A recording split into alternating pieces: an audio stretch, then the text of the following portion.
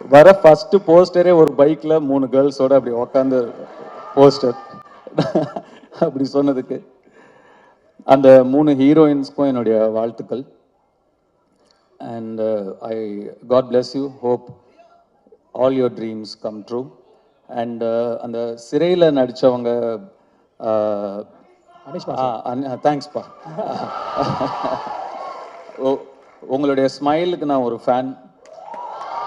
You have such a beautiful, innocent, overwhelming smile, and that smile added so much for your previous film, Sirai. God bless you. Great job in Sirai, by the way. Thank you.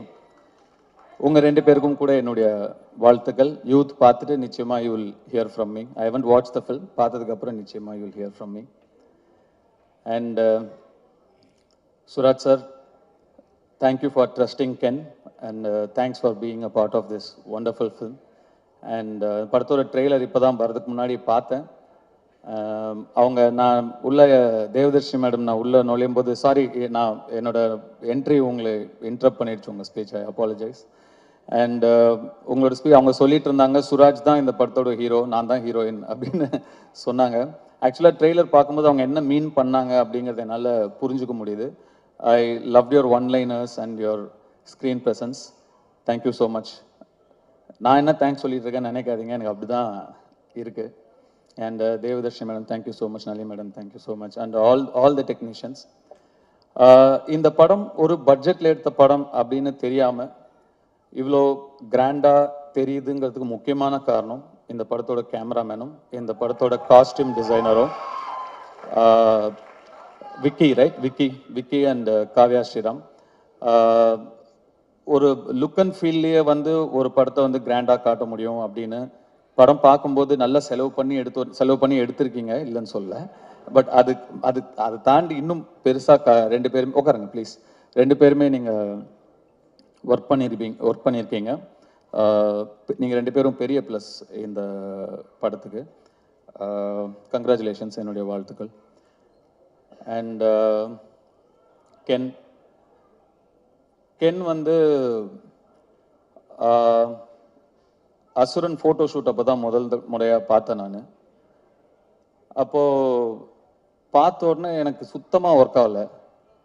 நான் வெற்றியை கேர்வன் கூப்பிட்டு, வெற்றி இந்த பையன் வேணாம், வேறு யாராவது பாருங்க, ரொம்ப என்ன உருண்டையாக இருக்கான் இவனை எப்படி நானே அப்போ இன்னும் சின்ன பையனா நம்ம இருந்ததுனால நம்மளே ஒரு 50+, 55+ ஏஜ் நம்ம அந்த படத்தில் நம்ம ப்ளே பண்ணுறோம். அப்போ பையன் இன்னும் சின்ன பையனாக இருக்கணும், அப்போ தான் கன்வின்சிங்காக இருக்கும். இவன் பெருசாக இருக்கான் வெற்றி, பாருங்க, வேண்டான்ட்டேன். அப்புறம் வெற்றி சொன்னார், இல்லை தனுஷ் கொஞ்சம் டைம் கொடுங்க, அவனை இழைச்சி வர வைக்கிறேன், அதுக்கப்புறம் நீங்கள் பாருங்கள் அப்படின்னாரு. சரி சார், ஓகே. எனக்கு சுத்தமாக கன்வின்ஸ் ஆகலை. அதுக்கப்புறம் நான் என்ன பார்க்கவே இல்லை. ஸ்ட்ரெயிட்டாக டே 1 ஷூட் அப்போ தான் பார்த்தேன்.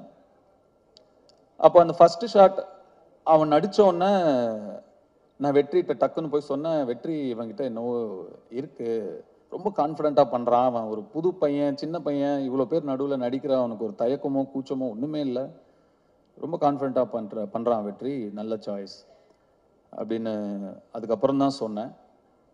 ஸோ கென்னை கண்டுபிடிச்ச பெருமை முழுக்க வெற்றிமாறனுக்கு தான். கென்னு மேலே நம்பிக்கை வச்சதும் வெற்றிமாறனுக்கு தான். நான் சுத்தமாக எனக்கு நம்பிக்கை இல்லை.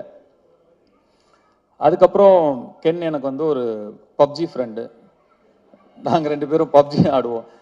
எப்படியாவது க்ளோஸ் ஆகணும் அவங்க கூட அப்படின்னு சொல்லி, என்னன்னா கேம்ஸ் தான் எப்பயுமே டக்குன்னு க்ளோஸ் ஆகும் ரெண்டு பேரை. அதனால அவன் பப்ஜி விளையாடுவான்னு, எனக்கு அப்போ அவ்வளோ பெருசாலாம் விளையாட வராது.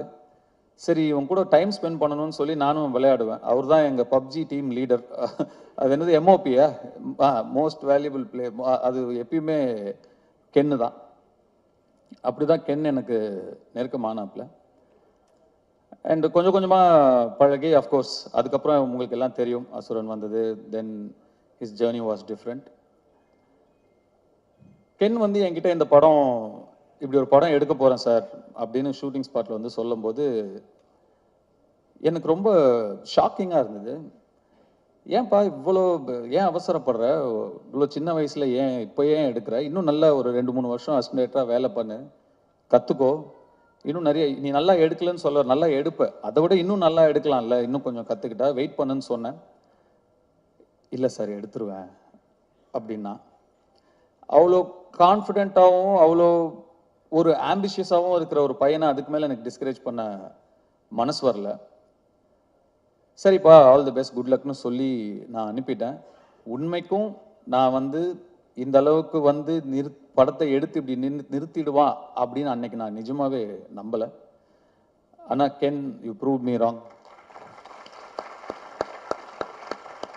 எப்படி அசுரன் அப்போ இந்த பையன் வேணான்னு நான் சொன்னது தப்பாச்சோ, அதே மாதிரி இந்த படத்தை நீ எடுத்துருவானாங்கிற என்னுடைய சந்தேகமும் தப்பானதில் எனக்கு ரொம்ப ரொம்ப சந்தோஷம். அண்டு முன்னாடிலாம் நான் 2001 2002 லான்ச் ஆகும்போதெல்லாம் நம்மளோட முன்னாடி இருக்கிற சீனியர்ஸ் அவங்கள பார்த்து கற்றுக்கணும், அவங்க எப்படி நடந்துக்கிறாங்கன்னு கற்றுக்கணும், அவங்க எப்படி பக்குவமாக நடந்துக்கிறாங்கன்னு கற்றுக்கணும் அப்படின்லாம் சொல்லுவாங்க. பட் இப்போ மாறிடுச்சு எல்லாமே. ஆக்சுவலாக ரொம்ப நாள் யங்ஸ்டர்ஸ் வெயிட் பண்ணுறது இல்லை. நெக்ஸ்ட் இருக்கிற ஜென்ரேஷன் வந்து 20 to 25 டப்புன்னு அடிச்சு நேராக போயிடுறானுங்க. நாங்கள் தான் டைம் வேஸ்ட் பண்ணக்கூடாதுங்கிறது இனிமேல் நெக்ஸ்ட் ஜென்ரேஷனை பார்த்து கற்றுக்கணும். அது ரொம்ப இம்பார்ட்டண்டான ஒரு விஷயமா இருக்குது.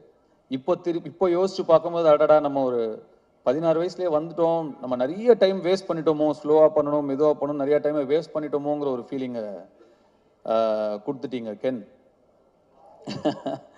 ஸோ நிஜமாகவே நிறைய விஷயங்கள் உங்ககிட்டயே கற்றுக்க வேண்டியது இருக்குது. அண்டு உங்களுடைய அந்த உழைப்புக்கும் உங்களுடைய நம்பிக்கைக்கும் அண்டு உங்களை நம்பி வந்த உங்கள் டீம், அந்த மாதிரி ஒரு டீமை உங்களுடைய நம்பிக்கைக்குள்ளே கொண்டு வருதுங்கிறது சாதாரண விஷயம் கிடையவே கிடையாது. சம்டைம்ஸ் நமக்கு தெரியாமையே நிறையா விஷயங்களை நம்ம வந்து செஞ்சு முடிச்சுருவோம். நீங்கள் தெரிஞ்சு செஞ்சீங்களா தெரியாமல் செஞ்சீங்களான்னு எனக்கு தெரியல.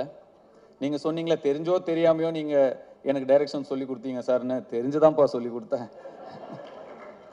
தெரியாமலாம் இல்லை. ஒரு திறமையை பார்த்தா தெரியும், இது உருப்படுமா இது உருப்படாதான்னு தெரியும். கென் வயசில் வேற யாராக இருந்திருந்தாலும் 10ல் 7 பேர் நிச்சயமாக வந்து அந்த வயசுக்கான ஈடுபாடுகளும் அந்த வயசுக்கான இன்ட்ரெஸ்ட்டும் அந்த வயசுக்கான ஆக்டிவிட்டிஸும் தான் இருந்திருக்கும். விளையாட வாடானா விளையாட தான் போவாங்க, லவ் பண்ணிட்டு அப்படி இப்படி சுற்றிட்டு தான் இருப்பாங்க. அவனோட ஃப்ரெண்ட்ஸே ஒரு சிலர் வந்து எனக்கே தெரியும் ஃபோக்கஸை எங்கே வைக்கணுமோ அங்கே வைக்காம வேற மாதிரி திசை மாதிரி போயிருக்கிறத நான் பார்த்துருக்கேன். ஆனால் கென் உங்களுடைய அந்த இன்ட்ரெஸ்ட் எல்லாம் தள்ளி வச்சுட்டு உங்கள் ஃபேமிலிக்காக நீங்கள் நிற்கிறீங்க. வாழ்த்துக்கள். கென் என் சன் மாதிரின்னு சொல்லுவேன். அப்புறம் தான் லப்பர் பந்து படம் வந்தது. அதில் சொல்லுவாங்க அது என்ன மாதிரி, தயவு செஞ்சு இல்லைன்னு கூட சொல்லிடுங்க, ஆனால் மாதிரின்னு சொல்லாதீங்க அப்படின்னு ஒரு டைலாக் வந்தது அந்த படத்தில். கென் சன் தான்.